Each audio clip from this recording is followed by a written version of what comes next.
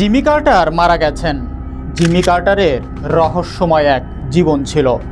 যুক্তরাষ্ট্রের সাবেক president Jimmy Carter 100 বছর বয়সে এসে মারা গেছেন। তার ফাউন্ডেশন কার্টার সেন্টার তার মৃত্যুর খবর নিশ্চিত করেন। রবিবার তিনি জর্জিয়ার প্লেইন্সে নিজ বাড়িতে শান্তিপূর্ণভাবে শেষ নিঃশ্বাস ত্যাগ করেছেন। তার ছেলে চিপ কার্টার বলেছেন, আমার বাবা শুধু আমার কাছেই নয়, বরং যারা শান্তি, মানবাধিকার ও নিঃস্বার্থ ভালোবাসায় বিশ্বাস করে তাদের সবার কাছেই একজন হিরো বা বীর ছিলেন। জিমি কার্টার যুক্তরাষ্ট্রের 39তম প্রেসিডেন্ট হিসাবে 1977 সাল থেকে 1981 সাল পর্যন্ত দায়িত্ব পালন করেছিলেন।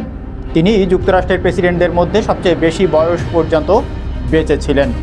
প্রেসিডেন্ট জো বাইডেন সাবেক প্রেসিডেন্ট কার্টারকে নীতিবান, বিশ্বাসী ও বিনয়ী হিসাবে বর্ণনা করেছেন।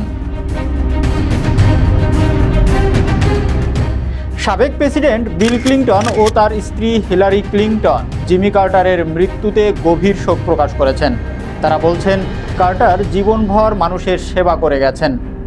এবারের প্রেসিডেন্ট নির্বাচনে বিজয়ী ডোনাল্ড ট্রাম্প ও সাবেক প্রেসিডেন্ট জর্জ ডব্লিউ বুশও কার্টারের মৃত্যুতে শোক প্রকাশ করেছেন। ডেমোক্রেটিক পার্টি থেকে নির্বাচিত জিমি কার্টার ক্ষমতায় এসেছিলেন আমেরিকান জনগণের কাছে কখনো মিথ্যা না বলার অঙ্গীকার করে।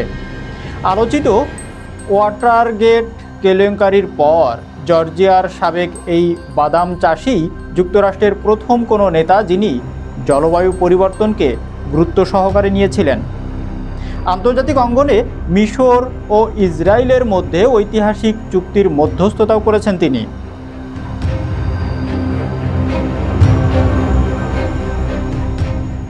তবে ইরান জিম্মি সংকট নিয়ে চুক্তি করতে এবং আফগানিস্তানের সোভিয়েত আগ্রাসন ঠেকাতে সংগ্রাম করতে হয়েছে তাকে। এক মেয়াদের দায়িত্ব পালনের পরে প্রেসিডেন্ট নির্বাচনে রোনাল্ড রিগানের কাছে হেরে গিয়েছিলেন তিনি। তবে হোয়াইট হাউস থেকে বিদায়ের পর তিনি তার সুনাম পুনরুদ্ধারে মনোযোগী হন।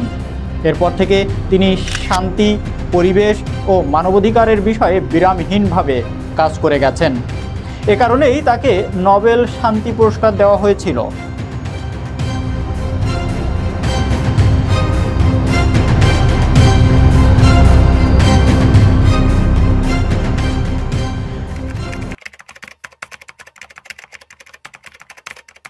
যুক্তরাষ্ট্রের প্রেসিডেন্টদের মধ্যে এখনও পর্যন্ত সবচেয়ে বেশি সময় বেঁচে থাকা জিমি কার্টার গত অক্টোবরেই তার 100তম জন্মদিন পালন করেছেন।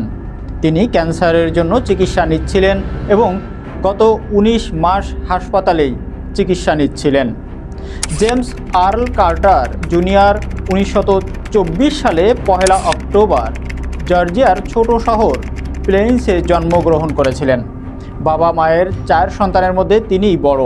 তার বাবা পারিবারিক ব্যবসা হিসাবে বাদাম চাষ করতেন, আর তার মা লিলিয়ান ছিলেন একজন নার্স। স্কুল জীবনে তিনি ছিলেন একজন তারকা বাস্কেটবল খেলোয়াড়। পরে যুক্তরাষ্ট্রের নৌবাহিনীতে 7 বছর কাজ করে সাবমেরিন কর্মকর্তা হয়েছিলেন তিনি। সে সময় তার বন্ধুর বোন রোজালিনকে বিয়ে করেন।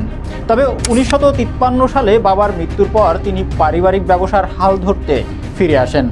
তার রাজনীতিতে প্রবেশও হয়েছিল একেবারে তৃণমূল থেকে। জর্জিয়ার সিনেটর নির্বাচনে আগেই তিনি ধারাবাহিক স্থানীয় স্কুল ও লাইব্রেরি বোর্ডের নির্বাচনগুলোতে জয়ী হয়েছিলেন। 2 দফায় সিনেটর হিসাবে কাজ করেছেন তিনি। এরপর 1970 সালে জর্জিয়ার গভর্নর হন।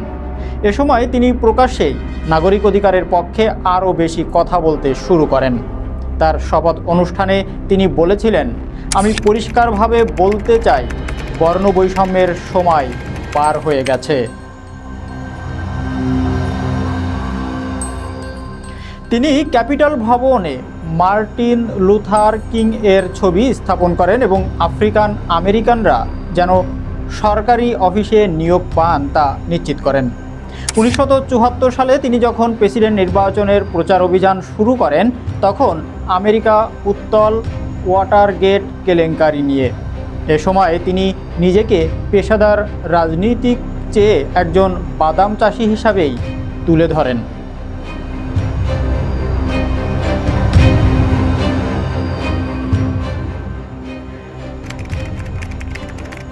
তার মধ্যপ্রাচ্য নীতি সফল হতে শুরু করেছিল।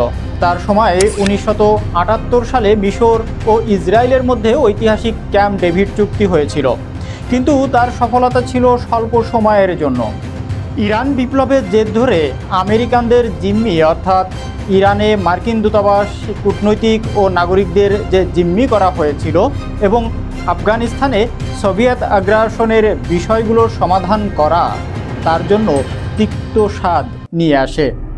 তিনি তেহরানের সঙ্গে কূটনৈতিক সম্পর্ক ছিন্ন করেন এবং জিম্মি আমেরিকানদের মুক্ত করতে বাণিজ্য নিষেধাজ্ঞা প্রয়োগ করেন।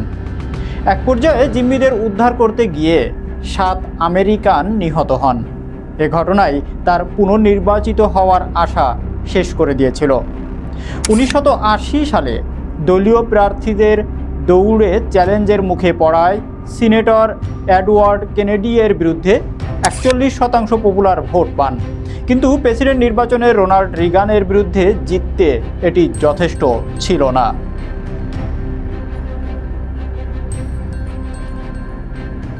মিস্টার কার্টার তার প্রেসিডেন্ট হিসাবে দায়িত্ব পালনের শেষ দিনে জিম্মি মুক্তির বিষয়ে সফলভাবে চুক্তি হয়েছে বলে ঘোষণা দেন। হোয়াইট হাউস থেকে বিদায় নেওয়ার পর জিমি কার্টার তার সুনাম পুনরুদ্ধারে মনোযোগী হন। যুক্তরাষ্ট্র সরকারের পক্ষে উত্তর কোরিয়ায় শান্তি মিশনে গিয়েছিলেন তিনি। আন্তর্জাতিক সমস্যা ও সংকট নিয়ে কাজ করে তার কার্টার প্রেসিডেন্সিয়াল সেন্টার গুরুত্বপূর্ণ হয়ে ওঠেন। তিনি তৃতীয় মার্কিন প্রেসিডেন্ট হিসাবে 2002 সালে নোবেল শান্তি পুরস্কারে ভূষিত হন। এরপর 2015 সালে তার ক্যান্সার শনাক্ত হয়। তার বাবা, মা ও 3 বোনও একই রোগে আক্রান্ত হয়ে মারা গিয়েছিলেন। সাবেক এই প্রেসিডেন্ট ও তার স্ত্রী 1984 সালে চ্যারিটি শুরু করেন। তারা 4000-এরও বেশি বাড়ি সংস্কারে সহায়তা করেন।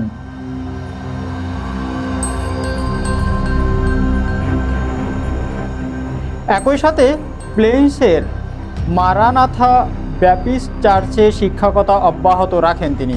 তার স্ত্রী রোজালিন কার্টার 2023 সালে নভেম্বরে মারা যান। চলতি বছর প্রেসিডেন্ট নির্বাচনে কমলা হ্যারিসকে ভোট দেওয়ার কথা জানিয়েছিলেন মিস্টার কার্টার। তার রাজনৈতিক দর্শনের মধ্যে উদারপন্থী ছাপ যেমন ছিল, তেমনি তিনি আবার ধর্ম বিশ্বাস থেকে সরে যাননি।